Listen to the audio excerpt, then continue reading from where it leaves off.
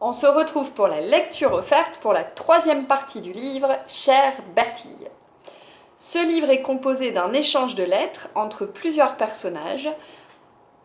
C'est l'histoire d'une élève de CM2, Bertille, qui est une petite souris, qui est passionnée par les fonds marins et qui rêverait d'aller les explorer en sous-marin, un sous-marin construit par son ami Younes. Pour cela, elle aura besoin de l'aide de Jean-Marc Bebard, qui est un grand explorateur et acteur, mais celui-ci, donc elle lui écrit, mais celui-ci n'est vraisemblablement pas disponible. Bertille reçoit une lettre de la secrétaire particulière de Jean-Marc Bebard qui le lui explique. Par contre, la lettre qu'elle a écrite à M. Bebard ne tombe pas dans l'oubli, puisqu'en fait la fille de Jean-Marc Bebard, Martha, qui arrive hier dans l'histoire, va trouver la lettre de Bertille et va répondre à Bertille en lui disant qu'elle veut bien l'aider, qu'elle a un super équipement et que sûrement son papa sera tout à fait d'accord pour les accompagner pendant les vacances d'été. Et donc un échange de lettres commence entre Bertille et Martha, qui est donc la fille de Jean-Marc Bebard.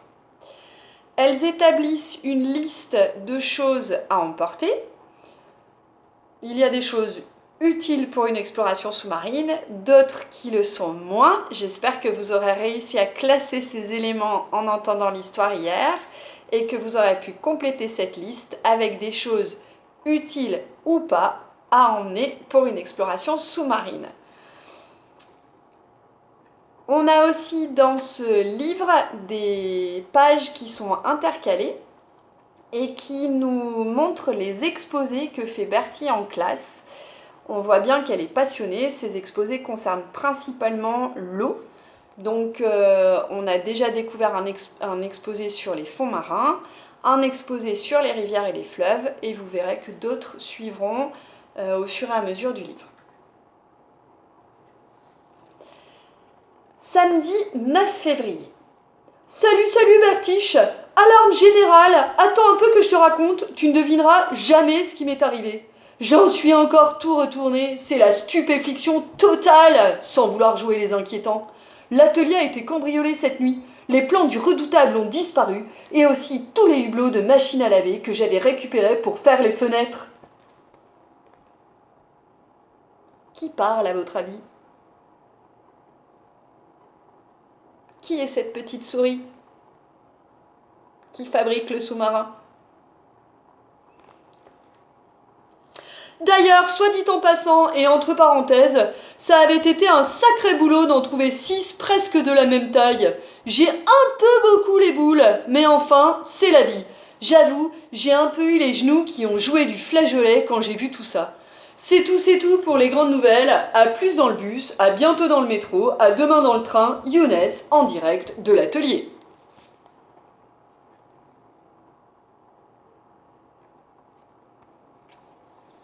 Lundi 11 février. Oh là là, mais c'est terrible! Ça va quand même? Comment on va faire si les plans ont disparu? Tu ne peux plus construire le redoutable. Tu crois que je ne pourrais pas aller voir les calamars géants? Donne-moi vite des nouvelles. Bisous, Younes Potefesse, signé Bertille. PS, j'espère au moins que les voleurs n'ont pas mis trop de bazar dans ton atelier, vu comme il est bien rangé d'habitude.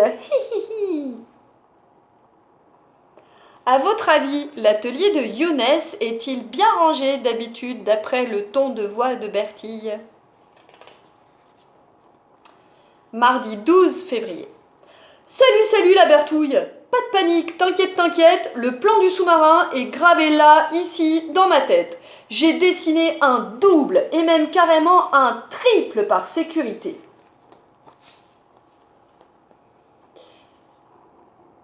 L'hélice, les hublots, le périscope, je ne sais pas si vous connaissez ce nom. Le périscope, c'est l'espèce de longue vue qui sort du sous-marin et qui permet au sous-marin de voir ce qui se passe à l'extérieur. Mon atelier est tout bien en ordre, comme d'habitude, impec nickel chromé. Les voleurs n'ont pas rajouté de bazar, sauf que ces gros dégoûtants ont laissé des empreintes de chiens partout. Du coup, je me dis que le voleur est peut-être un chien, si ça se trouve. Ou alors quelqu'un de très malin qui se serait déguisé en chien. On voit ici les empreintes.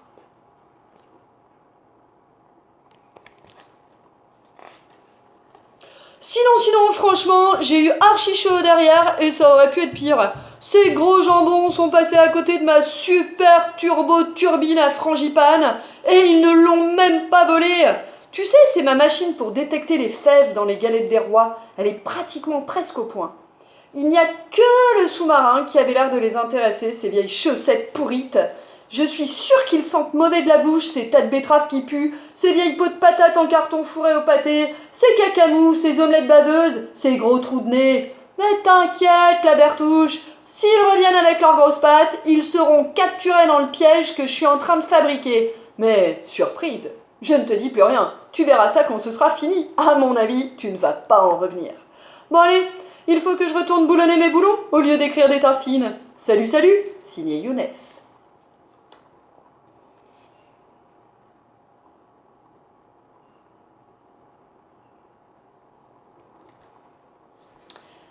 Je m'arrête là pour aujourd'hui pour la lecture et j'aimerais aujourd'hui que vous vous concentriez sur la personnalité de Younes et la manière dont il s'exprime. Il a une façon bien à lui de parler. Est-ce que c'est plutôt, à votre avis, du langage courant, donc qu'on utilise au quotidien, par exemple en classe ou quand on va à un rendez-vous, voilà. Ou est-ce que c'est plutôt du langage familier? Donc le langage familier, c'est plutôt un langage qu'on va utiliser entre copains, même si on n'est pas obligé de l'utiliser entre copains, et, ou alors avec des gens qui sont proches. En tout cas, c'est un langage qu'on n'emploie pas avec tout le monde. Voilà, essayez de relever éventuellement des mots dans la lecture qui pourraient vous aider à classer le langage de Younes dans une catégorie ou dans une autre. Et puis, essayez aussi de réfléchir un peu, comme je vous le disais, à la personnalité de Younes. Il a l'air d'avoir en tout cas une imagination débordante et j'aimerais du coup que vous vous posiez plusieurs questions.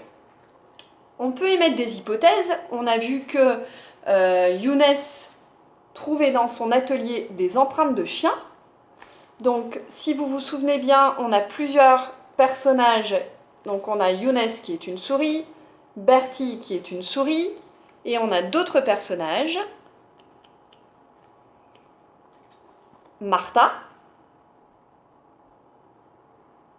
qui n'est pas une souris.